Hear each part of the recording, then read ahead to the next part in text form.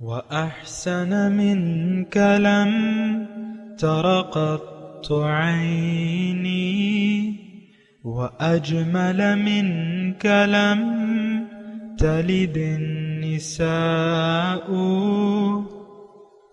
خلقت مبرأ من كل عيب خلقت مبرأ من كل عيب كأنك قد خلقت كما تشاء.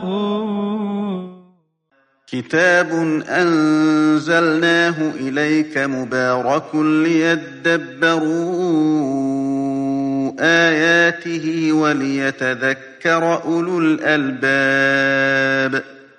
یہ کتاب برکت والی ہے جسے ہم نے آپ کی طرف نازل فرمایا ہے تاکہ دانش مند لوگ اس کی آیتوں میں غور و فکر کریں اور نصیحت حاصل کریں. اللہم صلی علی سیدنا محمد وعلی آل سیدنا محمد بعدد کل ذرۃ مئۃ الف الف مرۃ. سامعین و ناظرین کرام، السلام علیکم ورحمۃ اللہ وبرکاتہ. سامعین کرام،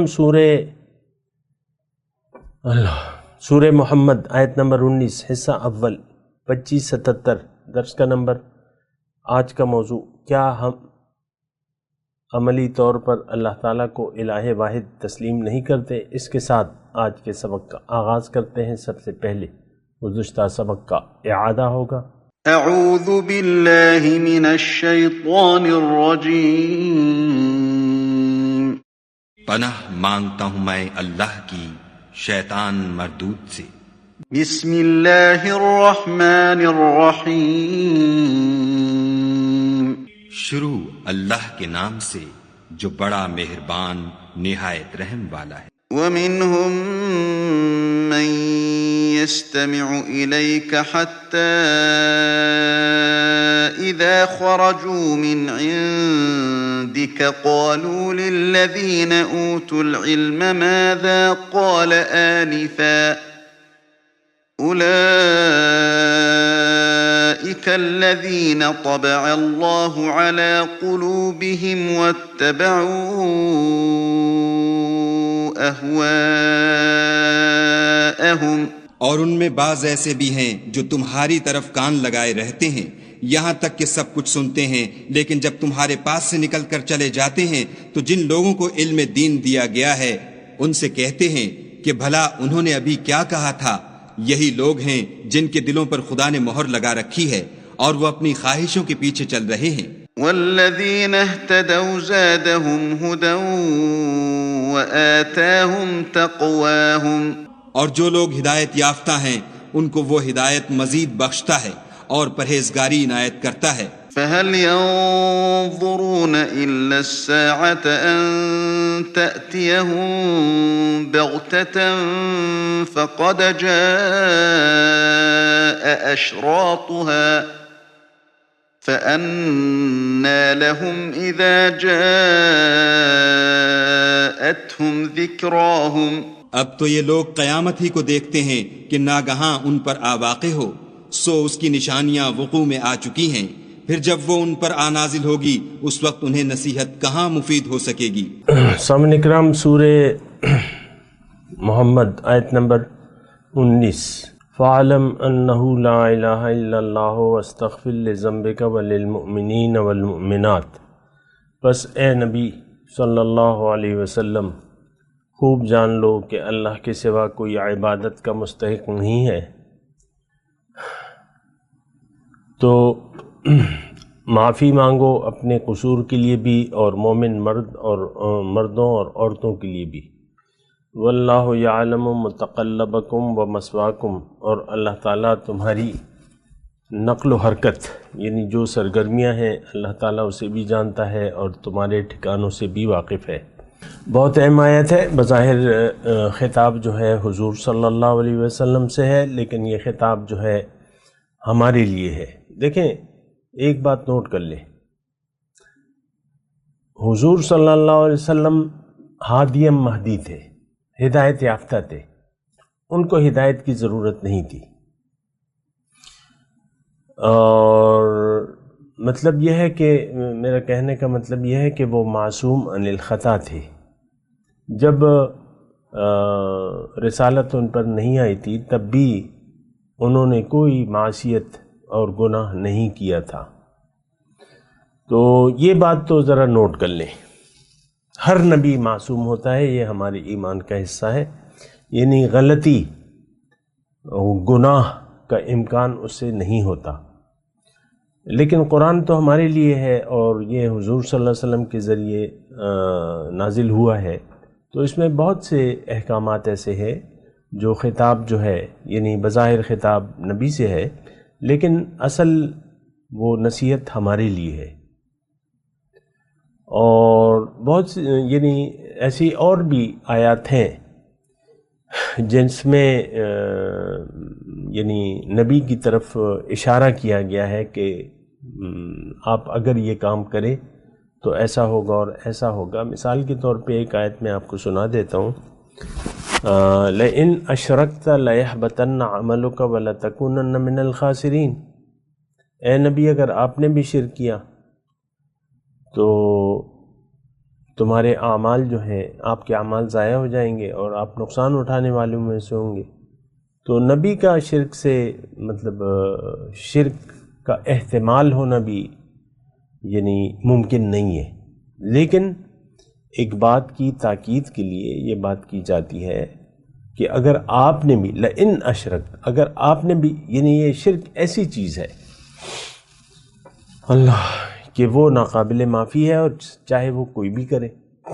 یہ کہنے کا اس آیت میں مدعا یہ ہے یعنی شرک جو بھی کرے وہ ناقابل معافی، چاہے پیغمبری کی ذات کیوں نہ. اور اسی طرح یعنی جہاں یہاں تذکرہ ہو رہا ہے غلطی کا. ایک تو یہ ہے کہ جو پہلی بات ہے اس میں تو زیادہ ایک حقیقت واضح ہو رہی ہے. فَعَلَمْ أَنَّهُ لَا إِلَٰهَ إِلَّا اللَّهُ. سورہ محمد ہے، یہ بات نوٹ کر لیں. اور اس میں جو ہم نے ابھی گزری ہوئی آیات ہیں تو وہ تو منافقین کے بارے میں ہے جو اللہ کو الہ واحد تسلیم کرنے کے لیے تیار نہیں تھے. وَمِنْهُمْ مَنْ يَسْتَمِعُ إِلَيْكَ حَتَّى إِذَا خَرَجُوا مِنْ عِنْدِكَ قَالُوا لِلَّذِينَ اوتوا العلم ماذا قال آنفا، کہ نبی کی مجلس میں بیٹھتے تھے لیکن ان کو سمجھ میں نہیں آتا تھا کچھ. تو اللہ تعالیٰ نے فرمایا ان کے دلوں پر میں نے مہر لگا دی ہے ان وجوہات کی وجہ سے کہ وہ خواہشات نفس کی پیروی کر رہے ہیں. یہ وہی مضمون ہے. دیکھیں آج جو آیت شروع ہو رہی ہے فَعَلَمْ أَنَّهُ لَا إِلَٰهَ إِلَّا، یہ سارے دین کا خلاصہ تو یہی کلمہ ہے. اور تذکرہ ہو رہا ہے اگر آپ دیکھیں تو اس 19 نمبر آیت سے پہلے بھی منافقوں کا تذکرہ ہے، اس کے بعد بھی منافقوں کا تذکرہ ہے جو بظاہر صاحب ایمان لوگ تھے یعنی مسلمان ہو گئے تھے. وَيَقُولُ الَّذِينَ، یہ آیت نمبر 20 آپ دیکھیں نا، لولا نزلت سورۃ فیضا انزلت سورۃ محکمۃ وذکر فیہا القتال رأیت الذین فی قلوبہم مرض الاخری. ابھی مضمون یہ سارا مضمون ابھی جب آ رہا ہے نا تو تقریباً زیادہ تر جو ہے وہ منافقوں کے بارے میں ہے.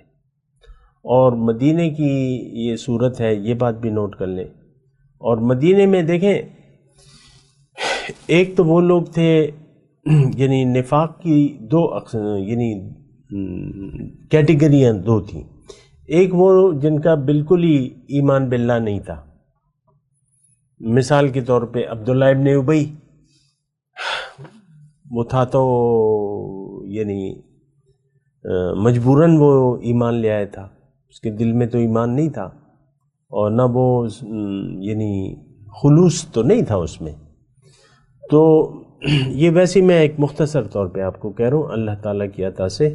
منافق ایک تو وہ تھے جو جن کے دل میں سرے سے ایمان ہی نہیں تھا، اور بعض لوگ جو ہے وہ ایمان کی حقیقت تک نہیں پہنچے تھے، اگرچہ ظاہری طور پہ انہوں نے یعنی کلمہ شریف پڑھ لیا تھا، مسلمان ہو گئے تھے، بیعت حضور صلی اللہ علیہ وسلم سے کر لی تھی، لیکن ان کے دل میں مرض تھا، جیسے کہ ابھی آئے گا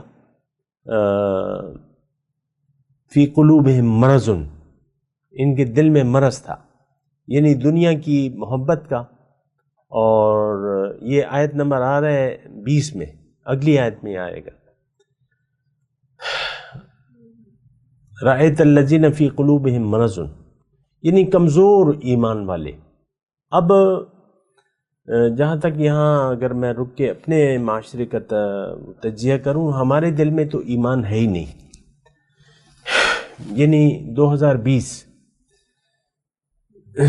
15 صدیاں بیتنے والی ہیں، یعنی حضور صلی اللہ علیہ وسلم کو 15 صدیاں بیتنے والی ہیں ان کی آمد کو، تو یہاں تو حالات بہت ہی خراب ہیں۔ کیونکہ دیکھیں، آج کی بھی میں ساتھ ساتھ بات کروں نا، کیونکہ قرآن تو ہمارے لیے ہے، میرے لیے، آپ کے لیے، کہ قرآن، دین، پیغمبر، اللہ کی توحید، آخرت، رسالت، جنت، دوزخ، ان سب پر ہمارا یقین نہیں ہے، ہمیں پتہ ہی نہیں ہے اس کی حقیقت کیا ہے۔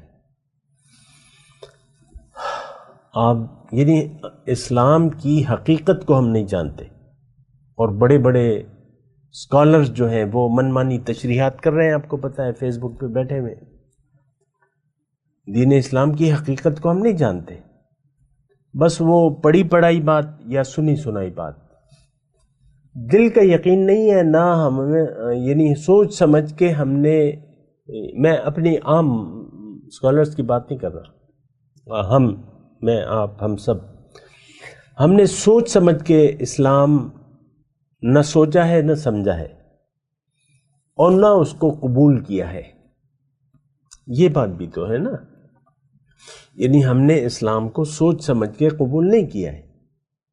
حضور صلی اللہ علیہ وسلم مکے میں آئے، تشریف لائے، انہوں نے ایک دعوت دی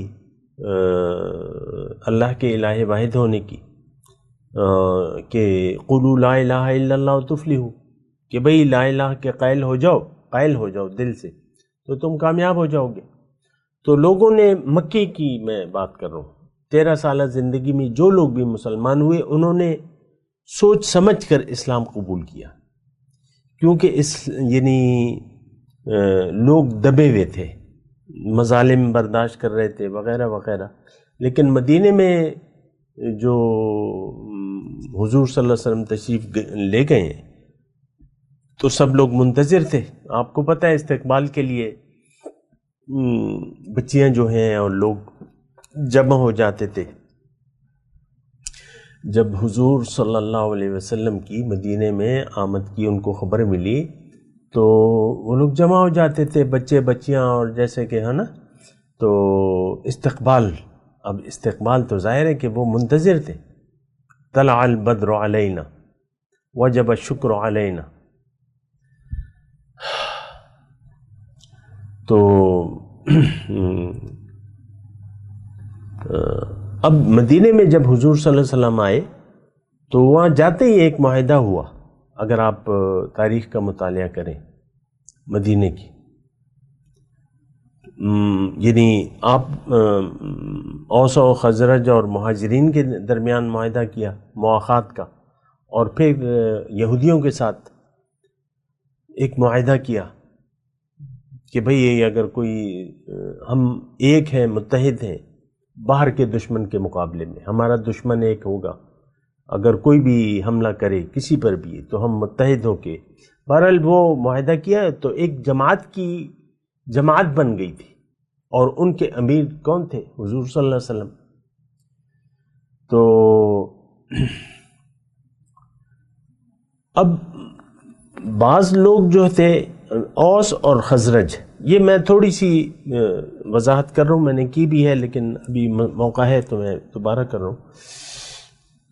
وہاں اکثریت مسلمان ہو گئی تھی 2 قبیلوں کی، چیدہ لوگ باقی تھے، تو وہ جیسے کہ یعنی ایک ہوا جو چلی اسلام کی یا مسلمان ہونے کی، تو بعض لوگ جو ہے اب گھر میں مثال کے طور پہ 3 لوگ مسلمان ہو گئے تو چوتھا تو شرک پہ قائم نہیں رہ سکتا تھا اور دین بھی سچا تھا، تو وہ بھی مسلمان ہو گیا، ٹھیک ہے۔ ابو مسلمان ہو گئے تو بیٹے نے کہا چلو میں بھی قبول کر لیتا ہوں، بیٹا مسلمان ہو گیا ہے، 2 بیٹے مسلمان ہو گئے، تو مثال کے طور پہ اس کرو، تو ابو امو نے کہا کہ چلو ہم بھی مسلمان ہو جاتے ہیں، ہمارے اولاد مسلمان ہو گئی، تو وہاں پر تھوڑا سا لوگ بغیر اسلام کو سمجھے بھی اسلام قبول کرنے لگے۔ احد 3 ہجری میں احد کا واقعہ ہوا ہے، اور آپ کو پتہ ہے کہ 1000 جب جنگ کے لیے نکل رہے تھے، احد کی جنگ کے لیے، تو 1000 تعداد تھی، 300 مسلمان واپس آ گئے بغیر جنگ لڑے، حضور کو اکیلا چھوڑ دیا۔ یہ کون لوگ تھے؟ جن کے دل میں ایمان نہیں تھا، یہ لوگ واپس ہو گئے، حضور کا ساتھ چھوڑ دیا۔ تو یہ دیکھیں ابھی جو ہم یہ سبق پڑھ رہے ہیں نا، ابھی جو آگے آ رہا ہے سبق، یقول الذین آمنوا، ابھی اگلی جو آیت آ رہی ہے، کہتے ہیں مومن لولا نزلت سورۃ، اب یہ منافق تھے، لیکن ظاہر ہے کہ اللہ تعالیٰ ان کا نام تو یعنی اللہ تعالیٰ ان کے اسلام کا خیال رکھ رہا ہے، ایمان والے ہیں، لیکن کام ان کا مسلمانوں کی طرح نہیں ہے، ابھی تفصیل آ جائے گی، لیکن میں ابھی آیت نمبر 19 کے بارے میں بات کر رہا ہوں۔ دیکھیں ایک بات تو یہ ہے کہ قرآن تو ہمارے لیے ہے، اس وقت قرآن سارے کا سارا ہمارے لیے۔ اب ایک بات جو ہماری سمجھ میں نہیں آتی کہ انہو لا الہ الا اللہ، تم جان لو، اب یہ آیت ظاہر ہے کہ میں تو اپنے لیے لوں گا، آپ کے لیے لوں گا، آپ کو اپنے لیے لینی چاہیے۔ فعلم، خوب جان لو، ہم یہ جاننے کے لیے تیار نہیں ہیں، ہمیں تو ایک چیز کا علم ہے کہ دنیا اور حاصل دنیا، یہ 5 لاکھ ہیں، یہ 5 کروڑ ہیں، یہ 5 ارب ہیں، یہ علم تو ہے، یہ ڈی ایس پی ہے، یہ ڈی پی او ہے، یہ کمشنر ہے، یہ ڈپٹی کمشنر ہے، یہ ممبر صوبائی اسمبلی ہے، یہ وزیر ہے، یہ ایم این اے ہے، یہ وزیر اعظم ہے، اس کو ہم جانتے ہیں، یہ عہدوں کو۔ پھر دنیا کی ساری چیزوں کی ہم معلومات رکھتے ہیں۔ آپ کو یعنی مجھے کرکٹ کی اتنی معلومات نہیں ہے، میری عمر جو ہے 67 سال ہو گئی ہے، لیکن میرے پوتے نواسے جو ہیں جو بھی ہیں تو وہ ان کو زیادہ معلومات ہیں کہ بولڈ کیسے ہوتا ہے اور وائٹ بال کیا ہوتی ہے، اور مجھے اس کا علم نہیں ہے، وہ جانتے ہیں۔ یعنی ہم دنیا کے بارے میں جانتے ہیں۔ ایک آیت میں پیش کر رہا ہوں، یعلمون ظاہرا من الحیات الدنیا وہم عن الآخرۃ غافلون۔ یہ آج کا مسلمان یہ دنیا کے ظاہر کو تو جانتا ہے، اس کا علم ہے۔ یعلمون دیکھیں، فعلم اصل تو علم ہے، تو یہ ظاہر کو جانتے ہیں، باطن سے غافل ہے۔ یہ کون؟ یہ آج کا مسلمان۔ اب فعلم کہا جا رہا ہے، فعلم جان لو، انہو لا الہ الا اللہ۔ اب یہ علم ہمیں نہیں ہے، ہمیں تو یہ بھی معلوم نہیں ہے کہ لا الہ الا اللہ کا مطلب کیا ہے۔ میں بہت افسوس سے یہ بات کہہ رہا ہوں، ہمیں یہ بھی معلوم نہیں ہے کہ لا الہ الا اللہ کا مطلب اصل میں ہے کیا حقیقت میں۔ بس کلمہ پڑھ رہے ہیں بنا سوچے سمجھے، تھوڑے سے پیسوں کا مسئلہ ہوا تو آپ کلمہ پڑھ لیتے ہیں جلدی سے گواہی کے طور پہ، اور پھر بات کرتے ہیں، تو ہمیں علم نہیں ہے۔ ایک تو دیکھیں، فعلم جان لو، اے لوگو 2022 کے مسلمانوں، یہ آیت کا یعنی رخ ہماری طرف ہے۔ ترجمے میں تو آپ لکھ سکتے ہیں کہ اے نبی، لیکن نہیں، اے آج کے برائے نام مسلمان، تمہیں کلمے کی حقیقت کو جاننا چاہیے۔ نبی تو ازلی ہدایت یافتہ ہے، اس کو تو علم ہے، وہ تو جب نبی یعنی بظاہر نبی تو ہمارے حضور صلی اللہ علیہ وسلم تو یعنی سب سے پہلے جو ہے نبوت کا تاج جو ہے ان کے سر پہ رکھا گیا. حضور صلی اللہ علیہ وسلم فرماتے ہیں کنت نبیا والآدم بین الماء والتین، میں اس وقت بھی نبی تھا جب آدم مٹی اور پانی کے درمیان تھا. اب یہ آدم کی مٹی گوندی بھی نہیں گئی تھی. دوسری حدیث میں ہے بین الروح والجسد، ابھی ملاپ نہیں ہوا تھا جسد اور روح کا. میں اس وقت بھی نبی تھا. تو ایک تو یہ ہے کہ یہ ہمیں جاننا چاہیے یہ کس کو خطاب ہے، یہ آج کے مسلمان کو خطاب ہے. ظاہر ہے دیکھیں قرآن ہے، ہدایت ہے، ہمارے لیے ہے، آج کے لیے ہے، تو کیوں ہم اس کو 1450 سال تک کہ پہلے تک محدود کر دیں؟ بہت بڑی ناانصافی ہے، ایسا نہیں ہونا چاہیے. فعلم، اے آج کے برائے نام مسلمان تمہیں یہ حقیقت معلوم ہونی چاہیے کہ اللہ کے سوا کوئی معبود نہیں. ہاں تو لا الہ الا اللہ. اور پھر استغفار. ظاہر ہے ہم تو کمزور ہیں، ہم تو معصوم عن الخطا نہیں ہیں نبی کی طرح. ہمیں معافی مانگنی چاہیے. اور ہمیں یعنی سکھانے کے لیے حضور صلی اللہ علیہ وسلم نے کہا کہ میں روزانہ 100 مرتبہ استغفار مانگتا ہوں، یعنی ہماری تربیت کے لیے. ظاہر ہے جو نبی کریں گے وہ تو ہم بدرجہ اولا اس کی اتباع کرنے کے محتاج ہیں. نبی نے فرمایا کہ میں روزانہ 100 مرتبہ، بعض حدیث میں ہے 70 مرتبہ استغفار مانگتا ہوں. تو اب استغفار کا استغفار کا مطلب کیا ہے؟ معافی مانگنا. اب معافی کس بات کی؟ یہ بات بھی ذرا نوٹ کیجئے نا. دیکھیں انسان کو اللہ تعالیٰ نے نفس امارہ دے کر پیدا کیا ہے اور اس کو اختیار بھی دے دیا ہے. ایک تو ایک جذبہ دیا ہے برائی کا، ان النفس لامارۃ بالسوء، پھر اختیار بھی دے دیا ہے، برائی کرنے کا اختیار بھی دے دیا ہے. پھر اللہ تعالیٰ نے یہ بھی فرمایا کہ ان الانسان خلق حلوعا، انسان جو ہے وہ کمزور ہے. آپ دیکھیں یعنی یہ تو ہم یعنی کون ہے جس سے خطا نہ ہوئی ہو؟ لیکن خطا کی بات تو الگ ہے، لیکن ہم تو بغاوت پر آمادہ ہے. آج کا مسلمان باغی ہے، سرکش ہے، اللہ کی حدود کو توڑنے والا ہے. اللہ کی حدود کا ہمیں کوئی پاس تو نہیں ہے. اللہ کی حد تو اطاعت ہے، فرما برداری ہے.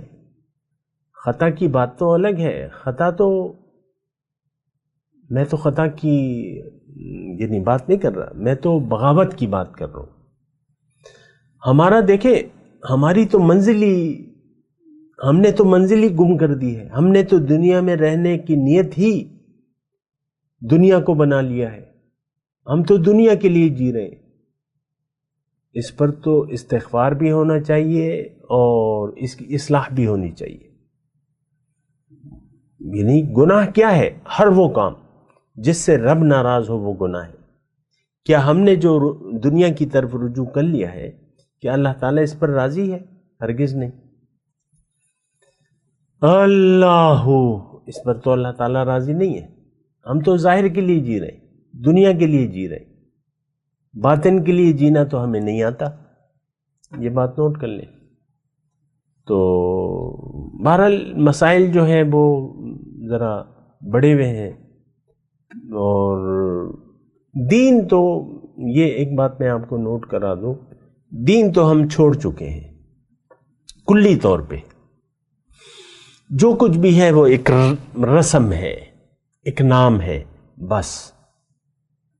وہ حضور صلی اللہ علیہ وسلم کی حدیث مجھے یاد آ رہی ہے جو آج کے زمانے کے بارے میں انہوں نے ہمیں خبردار کر دیا تھا کہ تم پر ایک زمانہ ضرور ایسا آئے گا کہ اسلام کا صرف نام رہ جائے گا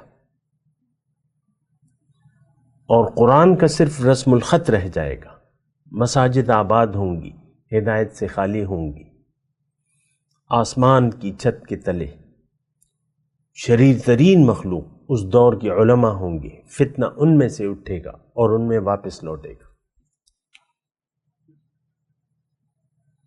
یہ آج کا مسئلہ ہے۔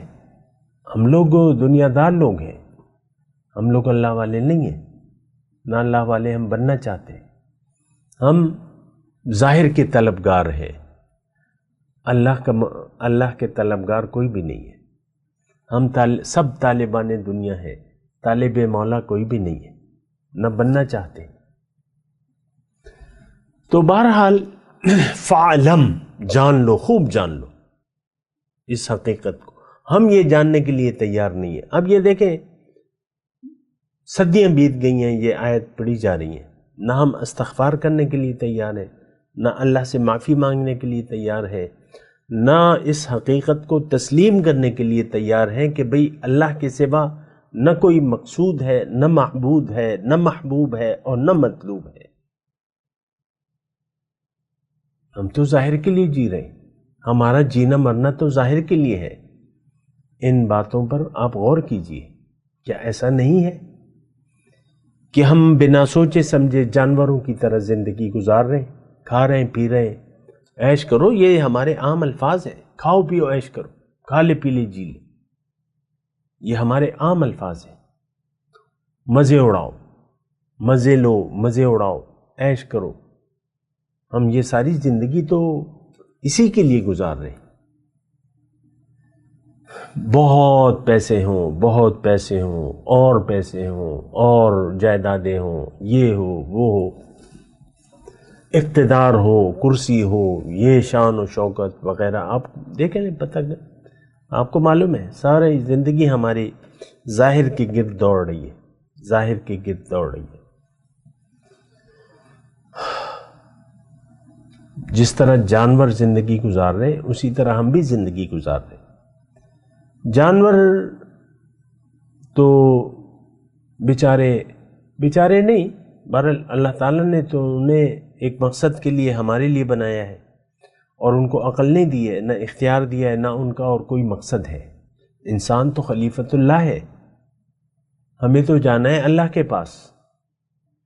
ابھی یہاں الفاظ آ رہے ہیں آگے، وہ پھر وہیں پر میں تذکرہ کروں گا، لیکن ہماری منزل تو دنیا نہیں ہے۔ ہم نے دنیا کو منزل بنا لیا ہے، دنیا کے پیچھے دوڑ رہے ہیں، دنیا ہی ہمارا مدعا ہے جینے کا۔ اس بات پہ تو غور کیجئے نا آپ۔ بڑی تکلیف دہ بات ہے اور بڑی خطرناک بات ہے۔ میں تلاوت کرتا ہوں، میرے ساتھ دہرائیے۔ اعوذ باللہ من الشیطان الرجیم، بسم اللہ الرحمن الرحیم۔ فَاعْلَمْ أَنَّهُ لَا إِلَهَ إِلَّا اللَّهُ وَاسْتَغْفِرْ لِذَنبِكَ وَلِلْمُؤْمِنِينَ وَالْمُؤْمِنَاتِ وَاللَّهُ يَعْلَمُ مُتَقَلَّبَكُمْ وَمَثْوَاكُمْ۔ اب ان آیت کی تلاوت اور ترجمہ۔ اعوذ باللہ من الشیطان الرجیم۔ پناہ مانگتا ہوں میں اللہ کی شیطان مردود سے۔ بسم اللہ الرحمن الرحیم۔ شروع اللہ کے نام سے جو بڑا مہربان نہایت رحم والا ہے۔ فاعلم انہ لا الہ الا اللہ واستغفر لذنبک وللمؤمنین والمؤمنات واللہ یعلم متقلبکم ومثواکم۔ پس جان رکھو کہ خدا کے سوا کوئی معبود نہیں، اور اپنے گناہوں کی معافی مانگو، اور مومن مردوں اور مومن عورتوں کے لیے بھی، اور خدا تم لوگوں کے چلنے پھرنے اور ٹھہرنے سے واقف ہے۔